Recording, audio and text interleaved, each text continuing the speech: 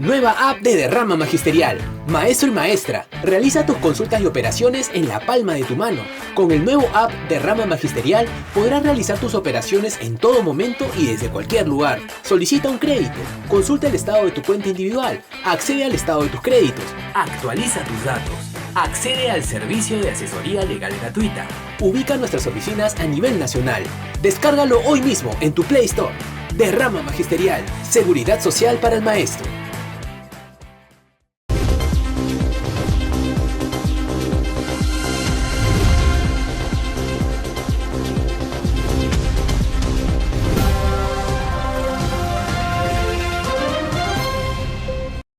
Muy bien, vamos a conversar con la ex ministra de Justicia, Marisol Perestello, a propósito del mensaje en promedio de 4 horas que duró de parte de la presidenta Dina Boluarte en el Congreso el día de ayer. ¿Cómo está? Buenos días. Muy bien, ¿cómo estás? Buenos días. ¿Qué le parece el mensaje, Marisol? 255 minutos cargados de nada. Creo que es un mensaje que sostiene la impunidad, niega la justicia. Es un mundo paralelo al que vivimos en el cotidiano. Reconozco, sí, el Vive el Perú, porque a pesar de ella y a pesar de este Congreso, vive el Perú siempre. Los pueblos no vamos a juzgarnos. La libertad finalmente se conquista. El problema es que generaciones se pierden en ese esfuerzo. Reconozco también que el Papa León es un factor de unidad para el Perú. No tanto por la fe católica, que sin duda siempre será un factor de unidad para los que somos católicos, pero es una apuesta por la fe. Además, él es interreligioso, con lo cual todas las personas de fe pueden sentirse convocadas a un mensaje cristocéntrico, pero también hay un profundo respeto a los ateos, en la medida en que tengan una conducta con valores, ¿no? El foco de su desarrollo cuando fue obispo acá y en general en su trabajo pastoral siempre ha sido de unidad, ¿no? Entonces yo creo que es un factor importante, ¿no? Y es lo que hay que reconocer. Y además esta necesidad de unir a Mariátegui con Aya, con Víctor Andrés y ponerlos en el lugar que la historia debe darles, y con Basadre le faltó Belaúnde, me pareció mezquino. Pero fuera de eso es un mensaje cargado de inexactitudes muy peligrosas, ¿no? ¿Qué le pareció, para empezar, el deslinde con el gobierno de Castillo? Hipócrita, ¿no? Hipócrita, porque ella fue vicepresidente del gobierno de Castillo, recorrió los pueblos con Castillo en cada consejo descentralizado, incendiando el país a partir de la desigualdad, que es un hecho concreto, a partir de las brechas, que es un hecho real, a partir del dolor. Todavía la recuerdo cantando "Justicia no hay en esta vida", claro, no hay, y con ella de presidente menos. Pero además cometió una serie de faltas de respeto a la institucionalidad, que es donde yo quiero poner el foco de atención, más allá de la anécdota, y que no es que nadie esperara algo de este mensaje, por lo menos no dijo nada. Yo dije, ahorita anuncia que nos salimos a la corte, que va a impulsar la pena de muerte, un montón de barbaridades que está usando como cortinas de humo. Felizmente que nada de eso, que además sería absurdo, se dijo. Sí cuestionó muy duramente el sistema de justicia, se sometió nuevamente al poder del Congreso y de los organismos constitucionales autónomos que le están dando estabilidad, ¿no? Y me parece que a las víctimas de las manifestaciones los calificó de golpistas. No solamente los calificó de golpistas, los descalificó en su sufrimiento y su dolor. Y los culpó de lo que ella hizo, por lo menos desde su responsabilidad política, que es innegable, y de su falta de criterio, y también del Congreso, de armar una comisión investigadora, ¿no? Hasta en Bagua. Es verdad que se hicieron 7 informes del Baguazo, pero por lo menos hay hechos que se pueden reconstruir, ¿no? Ella pretende tapar la historia negándola, a partir de una nueva Dina que culpa al que fue su presidente de todos los males del país, y a todos, menos a ella, que se autoproclama la salvadora y la que le dio estabilidad al país, cuando eso no es verdad. En el Perú no hay estabilidad. El crecimiento del crimen organizado es su responsabilidad. Las leyes que van contra la persecución efectiva del crimen organizado son su responsabilidad.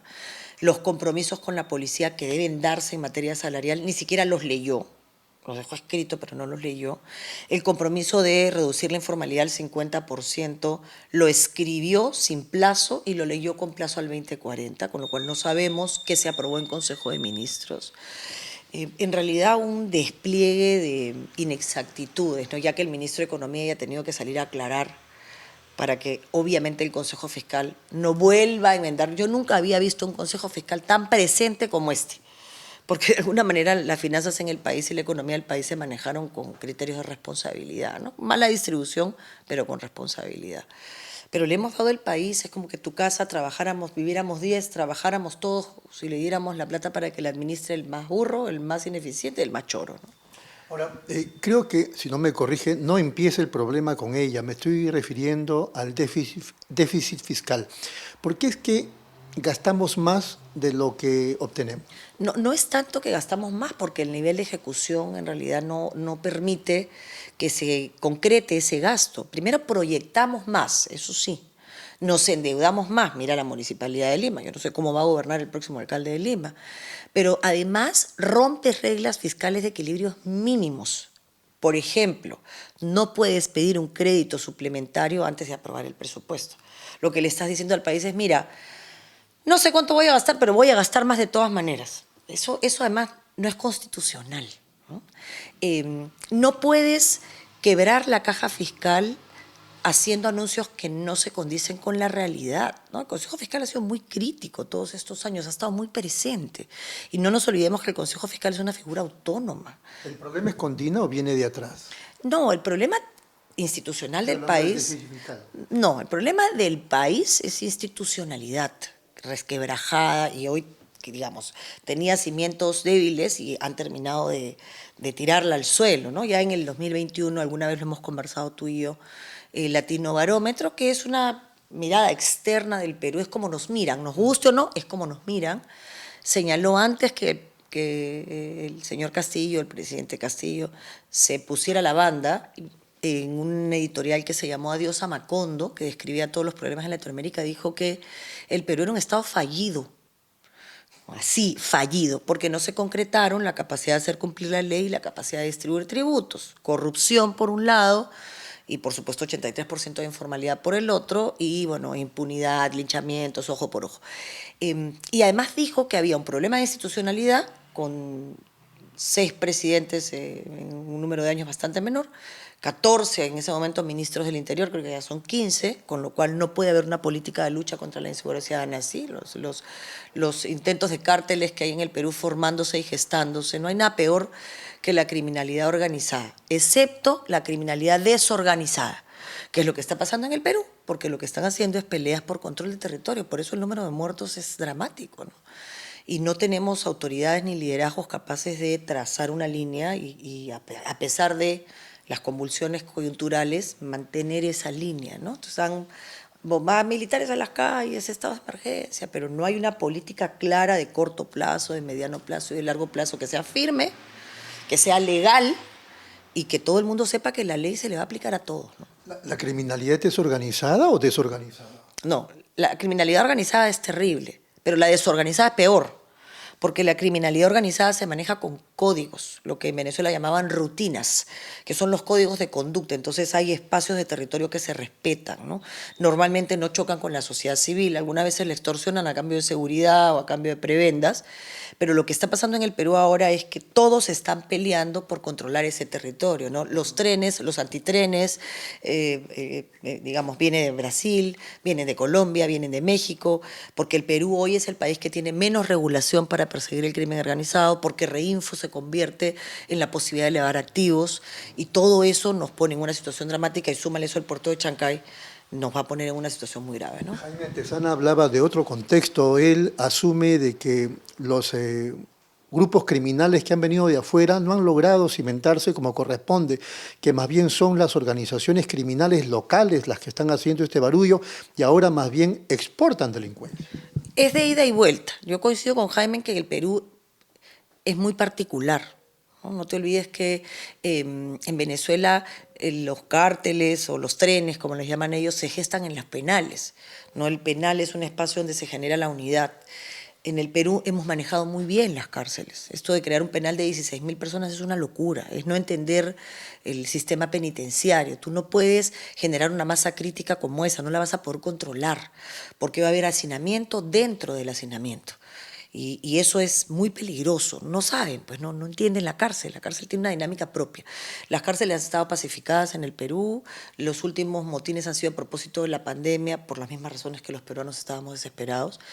Hay dentro de las cárceles un orden diferente y los venezolanos no han logrado penetrar ese orden. En Lurigancho, por ejemplo, que hay cerca de 1000, han sido separados en pabellones para evitar precisamente ese contubernio, esas escuelas de aprendizaje del crimen.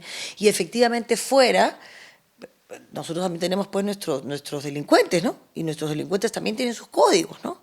Entonces, códigos compartidos, no te metas con la familia, códigos compartidos, no te metas al barrio, pero a partir de eso hay peleas por el proxenetismo, por la trata, por la distribución de la marihuana, por el control de la bodeguita, y ninguno cede territorio, ¿no? Entonces, eso es lo que está generando las muertes que se generan ahora. Más Sendero Luminoso, más los remanentes, más. ¿Usted tiene idea de cómo frenar esto? Existen mecanismos porque esto es transnacional. Lo primero es que nadie puede pretender terminar barriendo la basura al barrio del costado, porque eso no sucede, ¿no? Cuando se declara en emergencia un distrito, lo que pasa es que la criminalidad salta al distrito al lado. Cuando Ecuador implementa políticas duras, le manda a Costa Rica al crimen organizado que termina tomando los puertos.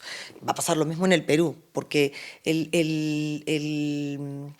crimen organizado transnacional ahora subcontrata, terceriza, ¿no? La mafia siciliana italiana o los grupos de Cantabria terminan entrando al Perú a subcontratar sicarios, extorsionadores, seguridad privada, proxenetas.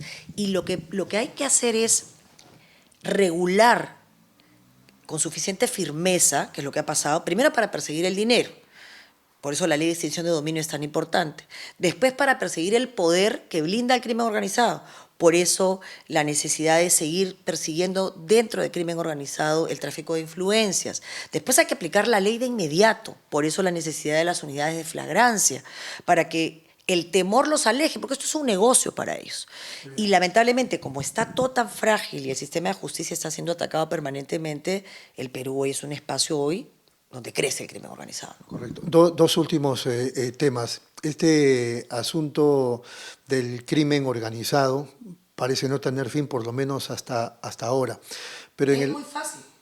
En el momento en el que tú pongas leyes que se cumplan y deje de ser un negocio rentable el Perú, van a salir del país.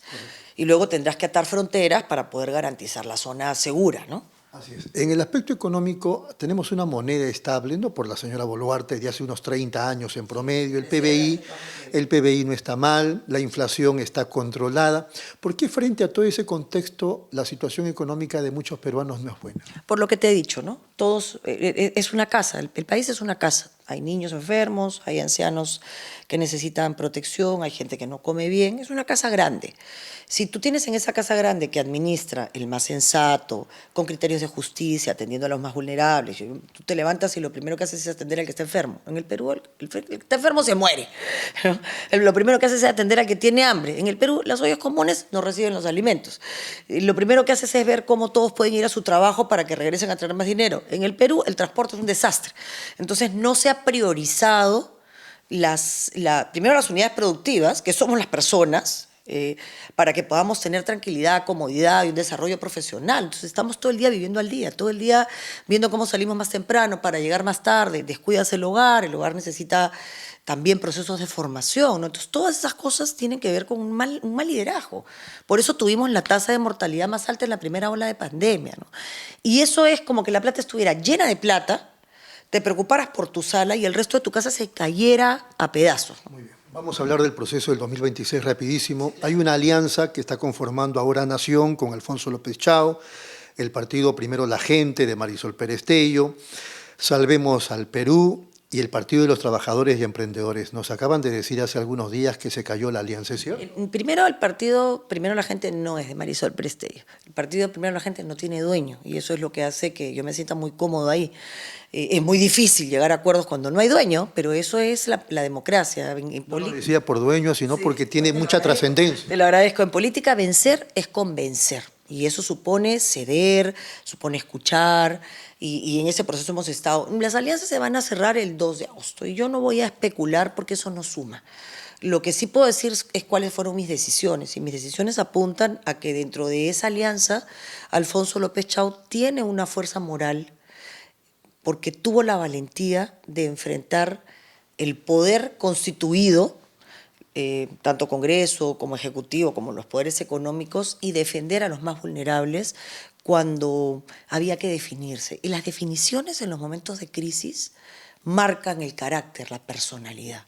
Y yo le reconozco a un hombre que además viene de la academia, rector de la UNI, en el BCR, con experiencia, todos esos valores, ¿no? Yo espero en realidad que Alfonso López Chau sea el presidente del Perú, y en ese esfuerzo espero que la alianza se concrete, pero nada de eso depende de la especulación en torno a eso, sino de la tranquilidad, de la serenidad, de la prudencia y del silencio. Muy bien.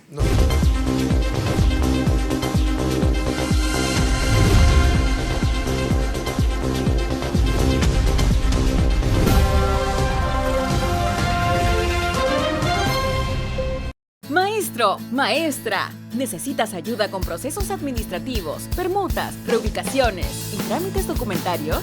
¿O de repente con el pago de la deuda social? De Rama Magisterial pone un equipo de abogados a tu disposición. Estamos listos para brindarte asesoría legal gratuita desde donde estés. Registra tu consulta en derrama.org.pe.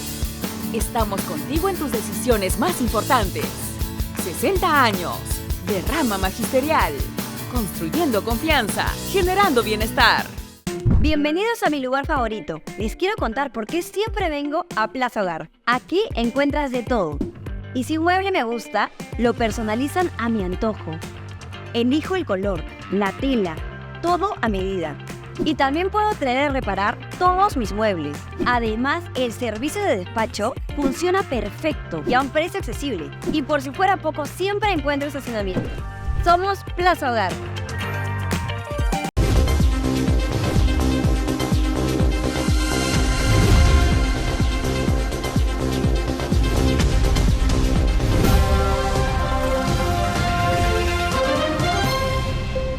Muy bien, vamos a conversar con Yehude Simón, ex premier de la República, a propósito del mensaje de la presidenta Dina Boluarte el día de ayer 28. Yehude, ¿qué tal? ¿Cómo está? Buenos días. Buenos días, muchas gracias por la entrevista. Tu ocurrencia, ¿qué le pareció el mensaje? Mira, cada vez que hay un mensaje presidencial durante los últimos años, siempre se dice al mensaje le faltó algo, ¿no? Eran mensajes buenos, pero le faltó algo, etc. Pero ahora hay que decir lo siguiente, ¿no? Es un mensaje de otro país, de otro mundo, donde hay muchas mentiras, hay muchos logros que en efecto no existen, y además con un gobierno que llega pues con 1% de aceptación. Vacío en educación, vacío en salud, mentiras, cifras infladas, aquí sí se puede probar, y que a nadie le interesó verlo. Pero eso que usted dice contrasta bastante con lo que le hemos escuchado a la presidenta ayer.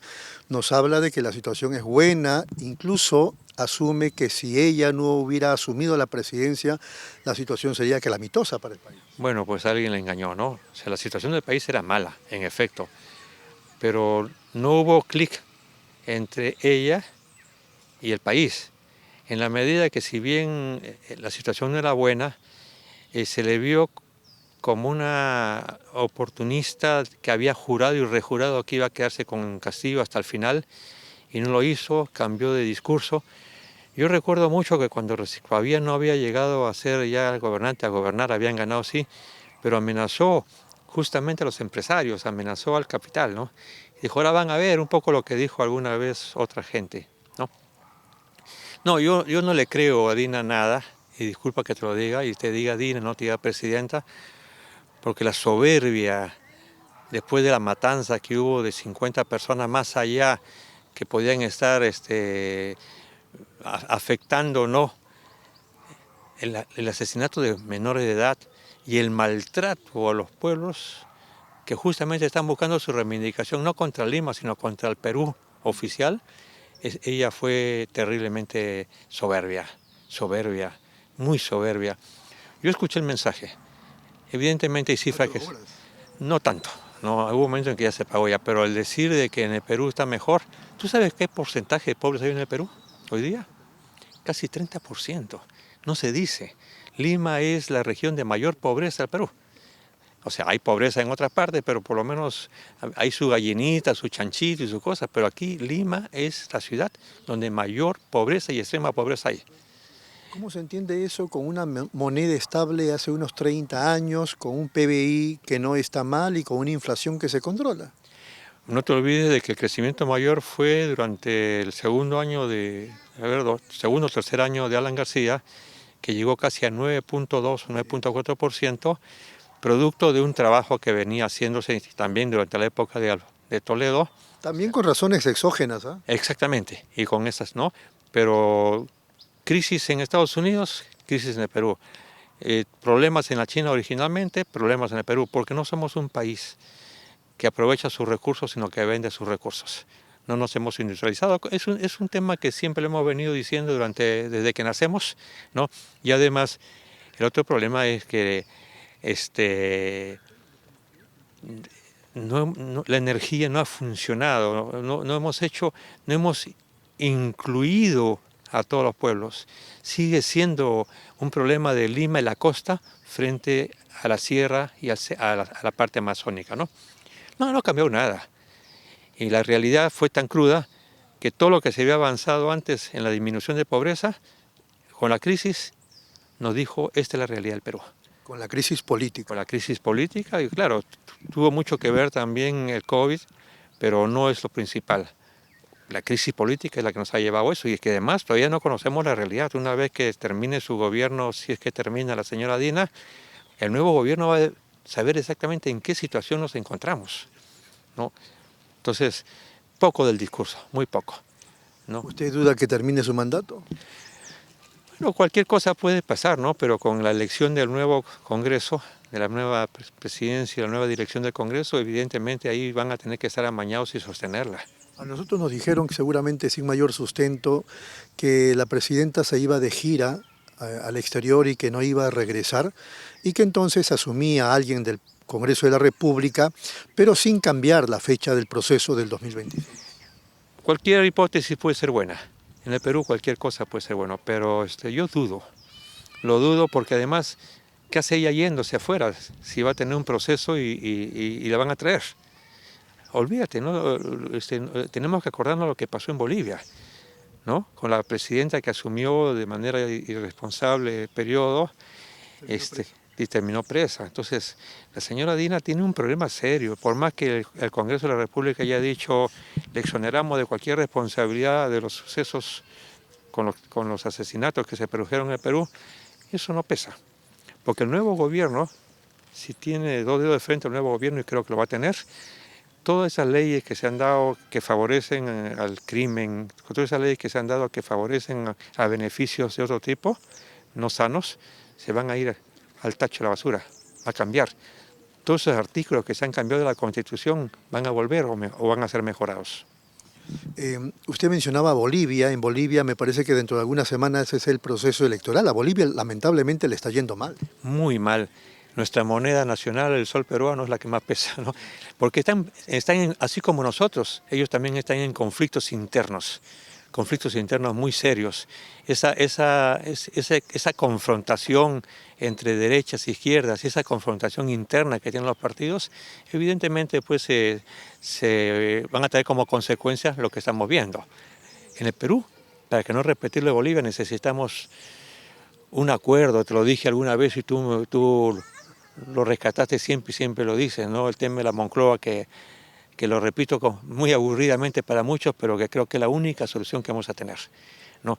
Para mí, el nuevo presidente, que creo que va a ser varón, ¿no? Va a tener que hilar muy fino para poder juntarse con muchos, incluso muchos rivales. El Perú necesita la unidad más férrea, pensando en el país y no pensando en uno mismo. Usted dice va a ser varón, no me lo imagino en esa situación a Rafael López Aliaga. No, yo hablo que va a ser varón pensando en Alfonso López Chao. O sea, para mí ese es el candidato que me hace recordar un poco a Belaúnde, me hace recordar un poco a Valentín Paniagua, me hace recordar un poco a gente de muy buena formación profesional, moralmente y éticamente valiosos, ¿no? Que pueden soltar la frase feliz y que pueden convencer a la gente que es mejor un gobierno de centro con algún brazo de un centro derecha y con un brazo de centro izquierda, para poder gobernar y hacer que la gente recupere la fe. Necesitamos eso. Y hoy día yo lo veo en eso en Alfonso López Chao. Ahora, su posición, su opinión es de parte, ¿no? Porque usted también es parte de esa alianza. Bueno, estamos conversando, soy parte de esa alianza y seguramente entre las próximas horas Alfonso López Chao dará a conocer si se formó o no se formó la alianza, ¿no? Porque tú entenderás de que a nivel interno también hay las bases de los partidos que dicen vamos solos o esto, y no pensando en el país, sino pensando en ellos mismos. Bueno, a propósito, ayer o antes de ayer salió un comunicado de Ahora Nación expresando que no había alianza aún. Sí, esto supongo de que se va a producir las próximas horas, vamos a ver qué pasa, pero quien tendría que dar pues la información es el propio Alfonso, él. O sea, nadie puede atreverse a dar una información sin haber pedido autorización o sin que lo haya dado la persona responsable de este proyecto, ¿no? Yehudi, estamos hablando de alianza y entonces es Ahora Nación de López Chao, primero la gente, vamos a decir, por ser visible, de Marisol Perestello, Salvemos al Perú y también el Partido de los Trabajadores y Emprendedores, hablando de los partidos inscritos ante el jurado, pero también está su partido, el Partido Humanista. Si yo soy parte de Salvemos al Perú, o sea, hemos hecho una alianza.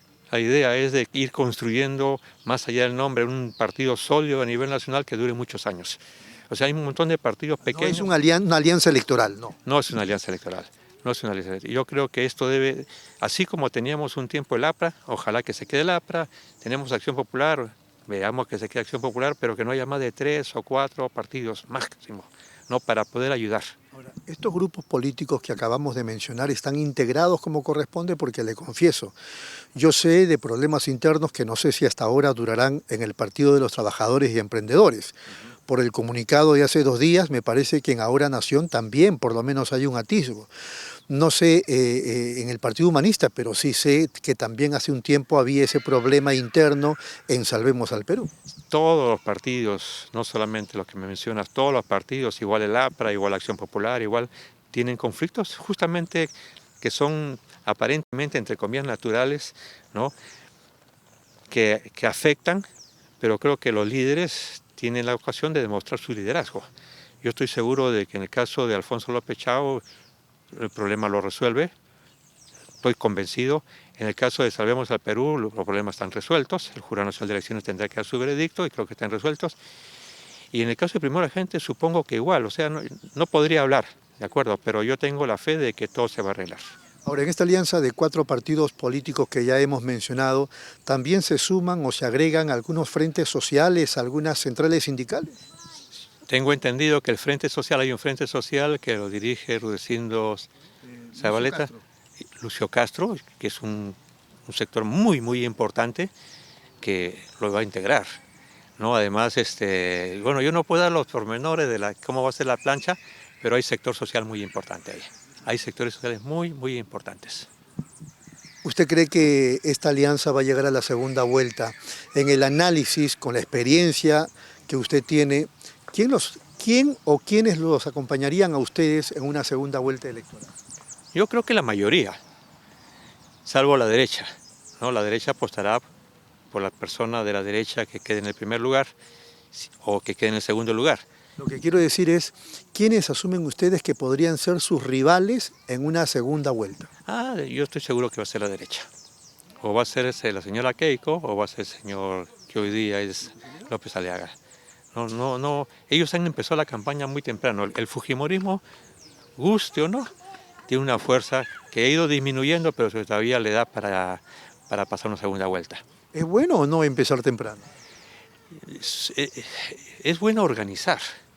Más que empezar temprano, es bueno organizar, dar a conocer las propuestas programáticas. Gersi decía que no es bueno aparecer temprano y que ese fue el error del Fredemo con Mario Vargas Llosa. No, lo que pasa es que el Fredemo era peor que de lo que estamos viendo ahora, ¿no? El Fredemo se sacaban el hígado, los intestinos, se insultaban entre ellos y todos querían estar. Aquí yo veo, en el caso de Salvemos al Perú, creo que en primero la gente, en el caso de Marisol Pérez, es una demostración. No sé el caso del Frente, pero hay gente buena como Winston Guamán, incluso está, si no me equivoco, Rolando Breña, ¿no? Que son personajes interesantes, pero que están dispuestos a sacrificarse. O sea, creo que la diferencia entre el frente que se está formando la diferencia es en que hay espíritu de sacrificio, hay espíritu de dejar los egos y darle la oportunidad. Mucho desprendimiento. Mucho desprendimiento. Marisol Pérez es un caso, ¿no? Y el caso de Rolando Breña también. O sea, todo se sabrá el día 2, ¿no? Pero sí tengo la esperanza de que se pase una segunda vuelta. En el caso de López Aliaga no sé qué va a pasar, porque ellos sí empezaron muy, muy temprano, están utilizando la economía del mundo, ¿no? Pero también está cayendo feo.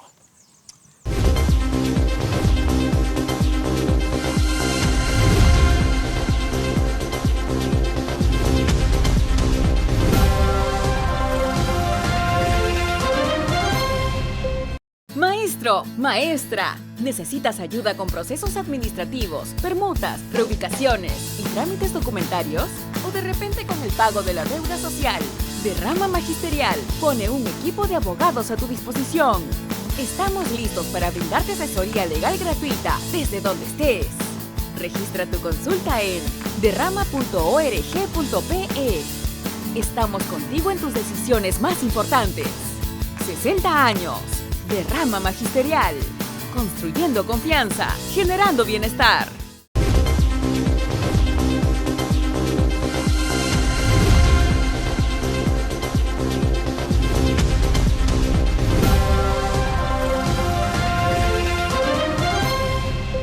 Muy bien, sobre el mensaje presidencial de la señora Dina Boluarte vamos a conversar con Carlos Adriancén, economista de reconocida trayectoria, y que nos va a dar sus impresiones. En principio, Carlos, buenos días, una impresión general.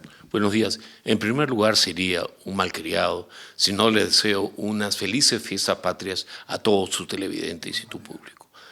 En primer lugar, el discurso fue bastante aburrido, previsible, no dijo nada nuevo, pero después de darle vuelta, porque pensé, alguien me va a preguntar qué dijo esta mujer, además de leer el presupuesto y decir alguna que otra cosa.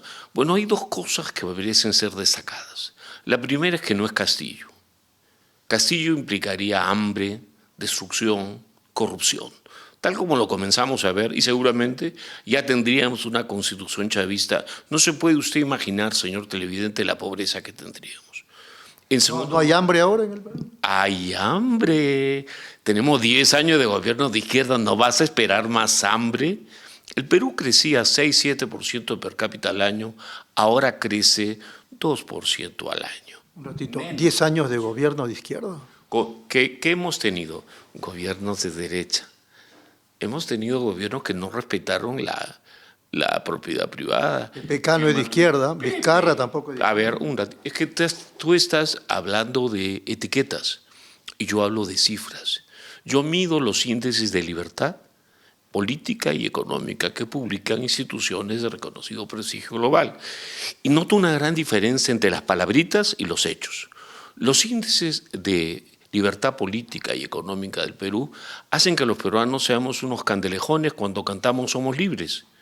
Tienen índices de opresión altísimos y eso se asocian a mayor pobreza, a mayor corrupción. Según Transparencia, una institución retórica de mente de izquierda, el Perú ha ganado 20 puestos de mayor corrupción burocrática con tu gobierno de izquierda, porque... ¿Mi gobierno de izquierda? Nuestros gobiernos, ¿no es cierto? Con los gobiernos de izquierda que han aumentado visiblemente la opresión política. La izquierda no es retórica, ¿no? Yo soy de izquierda, la paz del mundo y la justicia. La izquierda es opresión. La izquierda es robarle a la gente su propiedad privada para tenerlo de rodillas, esperando que le devuelvan un impuesto como fue el FONAVI. Este mundo de corrupción, de incumplimiento de la ley, de informalidad. ¿Y la derecha? La derecha es lo opuesto, pero en el Perú no hay derecha. ¿O me vas a decir que López Aliaga es de derecha? ¿Qué cosa ha dicho que diría un candidato que defiende la libertad de la gente? ¿Por qué han fracasado nuestros proyectos de irrigación? Chinecas, Majes, Olmos. A ver, en el Perú existe un mito que somos pintones, que somos atractivos, que todo el mundo quiere invertir en el Perú y los peruanos, que sufrimos todos los abusos del Estado, difícilmente podemos invertir al ritmo que quisiéramos. Y los extranjeros ni locos. Entonces muchos proyectos fracasan porque, por ejemplo, en lugar de hacer la infraestructura que requiere el aeropuerto, o Chinecas, o Olmos, o Chancay, hay 19 ministerios. O hay Petroperú, que es un escándalo de dispendio de recursos. ¿Qué tendría que hacerse con Petroperú? Liquidarla. Ayer, no hoy, liquidarla. Dicen que nos saldría más caro. Eso dicen gente que te dice mentiras. Es falso. ¿Cuánto nos ha costado Petroperú? ¿Cuánto nos ha costado, por ejemplo, desde que Castilla lo reflotó? ¿Cuánto nos costó antes, cuando era la mitad de las pérdidas de todo el sector público no financiero? Mienten sueltos de huesos. Es mentira. Perú en algún momento estuvo bien entonces con Castilla. Perú nunca estuvo bien, fue reflotado. Reflotado no es que estés bien, que te pagan tus pérdidas, que te limpian, pero como eres malo vas a seguir teniendo pérdidas. No me vas a sacar que yo diga que Petroperú está bien, porque desdichadamente no tengo evidencia para decir eso. Es un sitio donde la gente va a hacer regalitos, a ganar grandes sueldos. Liquidarla es declararla en quiebra. Liquidarla es, de acuerdo a ley, cerrarla y reasignar los recursos del Estado hacia fines más importantes. Petroperú recibe de todos los peruanos, o recauda, impuestos corrientes por más de $70.000 millones en 2015 en los últimos 13 años. ¿Y qué ha hecho por el Perú con esa plata? No estoy contando las pérdidas, solo los recursos que le dimos. Esos recursos asignados a gobiernos o estamentos de gobierno decente o privatizándose, dan recursos para todo el Perú, dan impuestos. Todo eso se ha perdido por mantener un botín político que la señora Boluarte, en la parte más oscura de su discurso, defiende con una inocencia sospechosa. Narváez dice que Petroperú mueve la aguja del PBI. El señor Narváez no tiene ningún fundamento para decir eso. Es más, sería bueno que sepamos cómo importa, cuánto importa, a qué margen, un poquito de transparencia. No es improvisado, porque es catedrático en universidades de Europa, aquí en el Perú también. Dicen que tiene Narváez. Una persona que dice que Petroperú mueve la aguja del PIB, tiene una ignorancia supina, con todo respeto. Yo soy un humilde profesor de economía, pero lo que ha dicho es una barbaridad. No lo puede decir más que para engañar a alguien. Y a mí yo diría, frente a ese tipo de tipos, es que, estudien por favor economía para no dejarse engañar. Es apurimeño como la presidenta. Yo soy iqueño, accidentalmente registrado en Lima porque nos moríamos todos. Pero Ica y Apurímac y Huancavelica somos parte de un país unitario, maravilloso, que tiene desdichadamente 2 siglos repitiendo los errores del incanato y del tiempo en que fuimos españoles. Narváez decía que es todo un cargamontón porque lo que quieren, en su lógica, ¿no? en la suya, lo que quieren es que Petroperú se venda para comprarlos ellos. Verá usted, yo soy un contribuyente de a pie. Yo opino en función a los intereses del pueblo. Si él quiere rebajar al nivel de descalificar a sus otros oponentes en el Congreso y en otro lado, es su problema. Yo diría que es sospechoso que alguien tome el puesto de presidente de Petroperú en un país donde el directorio anterior sostuvo que era inmoral mantener a Petroperú. Un día más. No sé quién lo dijo en ese momento, el autor que salga a defenderlo. Yo lo he leído en los medios. Lo concreto es que sí, yo personalmente pienso que es inmoral traicionar a las comisarías, traicionar a los niños que necesitan atención, a los enfermos, al peruano que requiere infraestructura, traicionar el futuro del país. Es inmoral hacer eso. Vamos terminando. Usted en algún momento de esta entrevista dijo que el Perú es un país maravilloso. ¿Por qué lo dice? El Perú es maravilloso porque al Perú se le quiere sin preguntar. No le pidan al Perú, ¿qué me da el Perú? No, es nuestro país. Tenemos que pelearlo, tenemos que llevarlo al desarrollo, tenemos que limpiar nuestras instituciones, tenemos que tener un sector público impecable, que no traicione al pueblo. Tenemos que cumplir nuestra ley, todos Tenemos que no tolerar la violencia ideológica de grupos privados. Eso que se llaman protestas sociales, término tan ridículo como que la sociedad no protesta. Está en contra de la protesta. Los que protestan. Está en contra de las protestas. A ver, no me vas a sacar una mentira. La ley permite protestas dentro de la ley. Lo que vemos en la calle y se llama protestas sociales no es. Yo estoy en contra del delito. ¿Usted está a favor del delito? Sí. Entonces está en contra de las protestas sociales que quiebran la ley. Esas protestas contra la presidenta en diciembre. No me cambie. La gente puede protestar contra la presidencia, puede protestar contra la directiva del club departamental de Ica. Tiene todo su derecho, de acuerdo a ley. No puede matar a los presidentes, por Dios. Pero hubo 50 muertos. ¿Dónde? En las protestas contra DINA en diciembre del 2022. A ver, ¿usted quiere que yo me ponga de fiscal y juez a juzgar eventos donde las Fuerzas Armadas, tengo entendido, o la Fuerza del Orden, usaron armas solo de una manera discutible?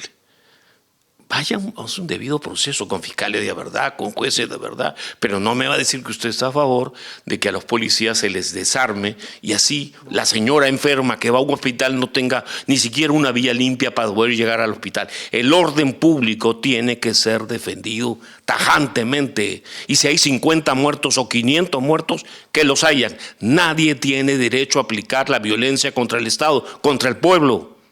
¿O usted está a favor de eso? No se va a arrepentir de eso que acaba de decir. Yo nunca me voy a arrepentir de que en una sociedad civilizada las fuerzas del orden defiendan el orden público contra fascinerosos. Se lo preguntaba porque en Francia, política. En Francia cometen actos vandálicos y no matan a nadie. En Alemania también. ¿Usted cree que en Francia cometen actos vandálicos? En Francia moderna de hace 20 años. No te hablo de la Francia hoy día. A ver, usted está queriendo decirme que es bueno copiar a un país fracasado como Francia, que vive de su pasado. No, yo estoy hablando del futuro del Perú. Estoy hablando de que mi gente pueda caminar por las calles, que la gente tenga para comer, que el crecimiento sea mayor, que no reciba corrupción, que reciba una ley transparente y de preferencia, que no sea excluyente y que no permita que la gente más pobre no la pueda cumplir. Requerimos un país con instituciones. Y usted me dice que por defender ese país las Fuerzas Armadas deben pelear en nuestras fronteras, o internamente las fuerzas deben imponer el orden público contra gente armada, asalariada, incluso de forma poco transparente. Yo le voy a decir, yo nunca me voy a arrepentir de decir que hay que defender el orden público.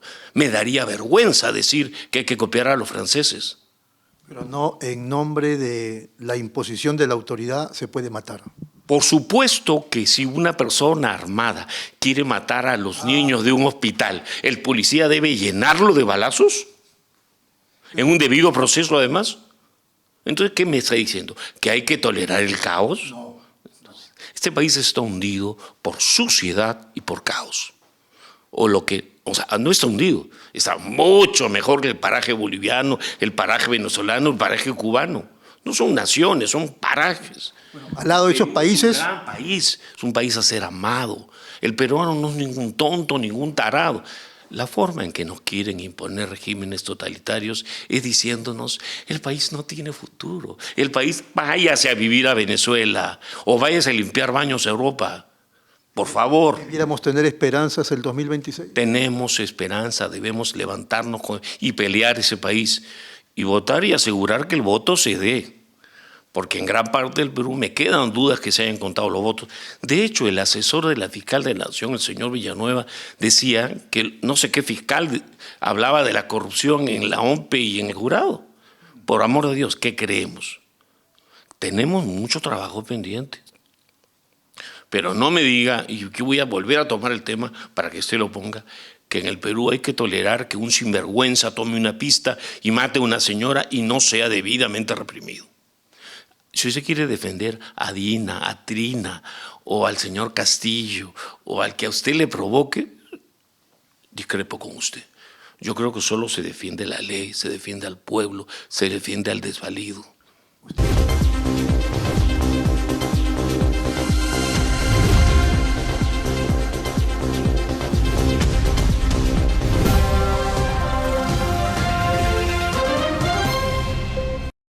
Maestro, maestra, ¿necesitas ayuda con procesos administrativos, permutas, reubicaciones y trámites documentarios?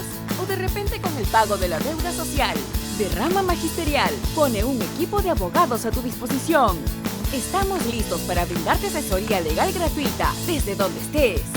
Registra tu consulta en derrama.org.pe.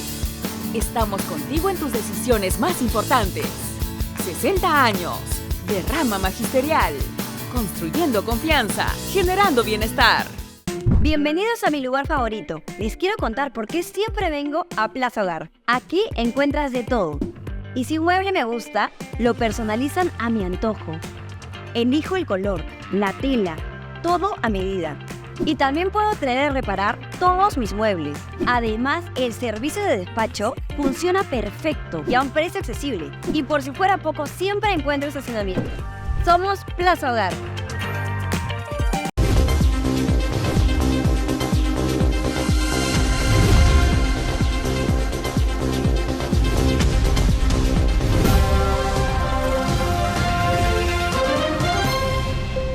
Muy bien, vamos a conversar con el presidente de la Cámara de Comercio de Lima a propósito del mensaje presidencial que en promedio ha durado 4 horas y quizá hubiera sido hasta 5 horas si es que la presidenta no interrumpe lo que estaba leyendo. Presidente, ¿cómo está? Muy buenos días.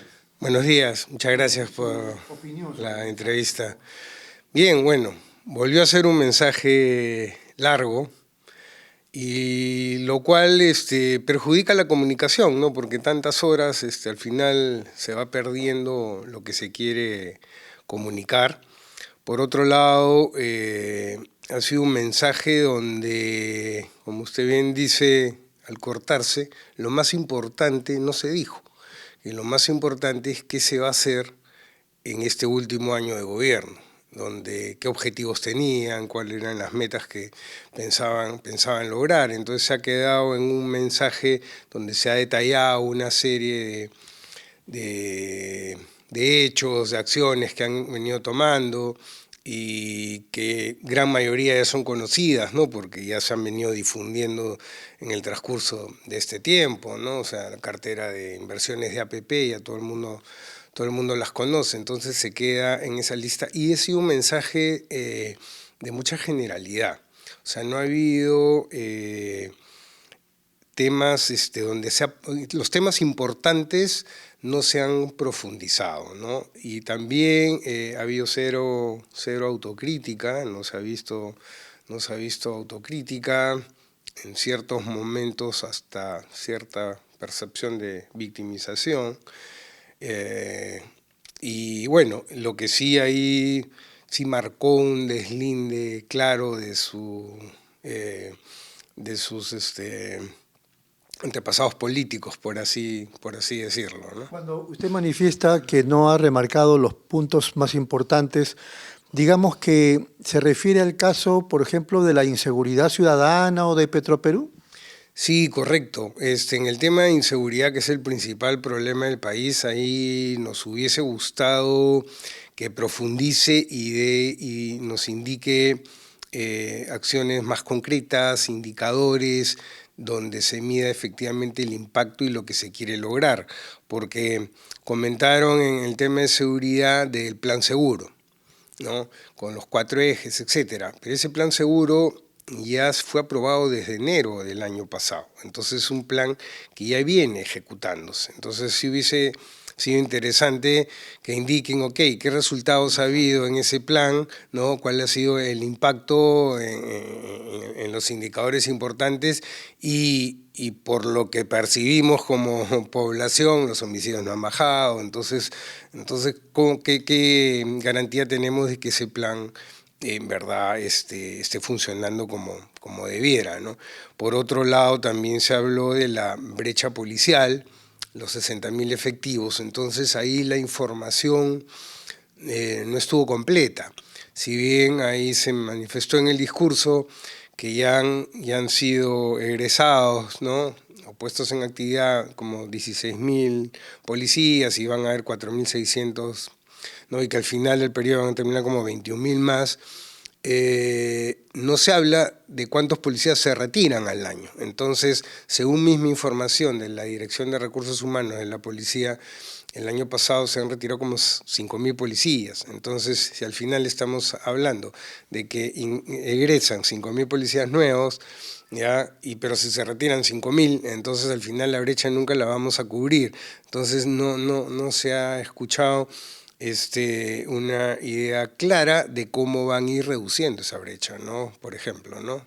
¿Cómo se podría parar esto? ¿Hay que esperar un próximo gobierno, quizá, señor de la Torre? No hay tiempo para esperar, o sea, este gobierno tiene que tomar acciones y la ciudadanía y la sociedad civil, el sector empresarial, tenemos que seguir insistiendo y presionando para que el gobierno cumpla con su función de seguridad y dar tranquilidad a la ciudadanía, ¿no? Bueno, entonces yo le pregunto, aunque es un rumor, por supuesto, que no sería por lo menos una alternativa que se haga un gobierno de transición ya sin la señora Dina Boluarte para estar tranquilos de cara a un proceso de 2026. Yo creo que hay que exigir, ya estamos en un proceso electoral, no creo que sea conveniente más incertidumbre política, entonces creo que lo que hay que hacer es que el gobierno cumpla su función y trate de tomar acciones concretas en todos los temas, no solamente seguridad, ¿no? En tema de economía, que también ahí se tocó, ahí quedó la preocupación, aunque después han dicho que ha sido un error, del déficit fiscal, ¿no? Entonces, el gobierno tiene que cumplir con la meta fiscal del 2.2 del PBI, ¿no? A pesar de que en el discurso se dijo de 2.6 a 2.8, ¿no? Para los televidentes, ¿qué cosa es el déficit fiscal? ¿No es acaso que uno gasta más de lo que produce o de lo que consigue? Es correcto, es que uno gasta más de los ingresos que recibe, ¿no? O sea, si yo tengo un sueldo de 100 y gasto 120, estoy en un déficit de 20, ¿no? Entonces, ¿Por dónde estaría el problema? O sea, ¿se está gastando más de la cuenta desde qué estamentos del Estado? ¿Qué se sabe? Se está, bueno, ya van 2 años consecutivos que no se cumple con la meta de déficit fiscal, ¿no? Entonces, básicamente el año pasado, que el déficit fue de 3.5, se debió a gasto en inversión pública que creció bastante. El gasto corriente también es alto, entonces tiene que haber disciplina y gastar lo que en verdad se pueda gastar para evitar problemas futuros, ¿no? Y hay algo que también llamó la atención, que no se ha hablado nada del Plan Nacional de Competitividad y Productividad, que eso es lo que permitiría retomar tasas de crecimiento. No se ha hablado nada de reforma del Estado, no se ha hablado de meritocracia, y no se ha hablado tampoco de las próximas elecciones, ¿no? O sea, que garantice un proceso limpio, transparente. O sea, habían habido varias omisiones, ¿no? Sin embargo, la presidenta se ha jactado de una economía estable, también ha dicho que la moneda, el sol peruano, tiene gran estabilidad. Correcto, bueno, él habló de crecimiento entre 3.1 y 3.5, en realidad todos los expertos indican, en la Cámara también, que va a estar entre 3, 3.1, no se va a llegar a 3.5, y a mí me hubiese gustado escuchar que los logros de reservas internacionales, de inflación y de moneda estable, indique que son fruto del buen trabajo del Banco Central de Reserva, ¿no? No es un tema del Ejecutivo, ¿no? Ella asume que es un trabajo del gobierno. Ha debido decir que es un logro y es tarea además del Banco Central de Reserva, y no lo mencionó, es verdad. Frente a ese contexto, entonces, digamos que hay que tener la mesura y no desesperarnos también, ¿no?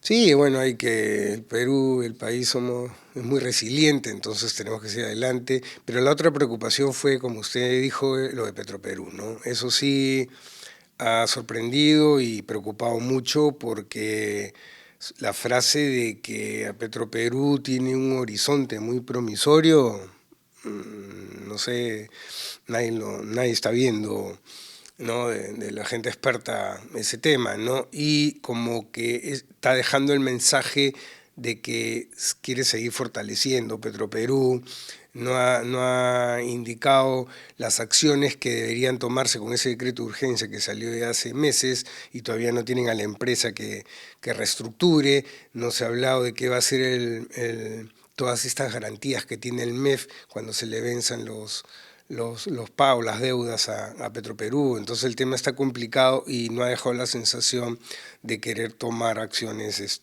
concretas y de no seguir apoyando y que ya no salga ni un sol más de la plata de todos los contribuyentes, ¿no? Bueno, la Cámara de Comercio de Lima, ¿qué posición tiene respecto de Petroperú? O sea, ¿qué se debiera hacer? Algunos dicen que está en quiebra, otros dicen hay que venderla.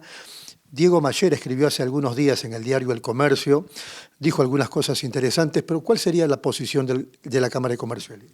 Correcto, ¿no? Ahí Diego Macera indicó que Petroperú pierde $1.500 por minuto, ¿no? Entonces, o sea, técnicamente está en quiebra. Lo que se tiene que hacer es que ingrese una empresa, ¿no?, para reestructurarla y que vaya hacia una gestión privada. Lo ideal sería que se privatice, pero no creo que nadie esté muy interesado porque no tiene un valor patrimonial ahorita Petroperú, pero ver la manera de cómo inyectar capital privado y ver cómo reestructurarla, porque no se puede seguir perdiendo tanto dinero que nos cuesta a todos, y si al final no hay manera, simplemente se tiene que apagar la luz, ¿no? No hay otra. Hay una carga, digamos, laboral también que atender. Sí, correcto, ¿no? Eso ya es parte de las medidas de reestructuración que se tienen que hacer, ¿no? La refinería de Talara, ¿cómo hacemos con eso? Bueno, quizás también se pueda tener una venta independiente, ir separando los activos. Hay varios caminos, ¿no?, donde justamente esta empresa que ya ha debido ingresar y recién todavía están evaluando la convocatoria. Eso sería para la reestructuración. Para la reestructuración y ver el camino a tomar. Y ahí Talara, ahí se puede tomar algunas decisiones, ¿no? Muy bien. Como colofón, ¿qué agregaría usted, presidente? Que simplemente nos ha dejado una sensación de que nos hemos quedado sin saber cuáles van a ser las metas de este año, qué acciones se van a tomar, qué podemos esperar este año. Han habido sí cosas positivas, eso también hay que reconocer, que es el tema de seguir con el choque regulatorio, eso es muy importante, es la simplificación de trámites y seguir apostando, que también lo mencionaron, por el tema de APPs y proyectos en activos para promover ahí la inversión privada, ¿no?, que es lo único que va a ayudar a recuperar tasas de crecimiento y disminuir pobreza, ¿no?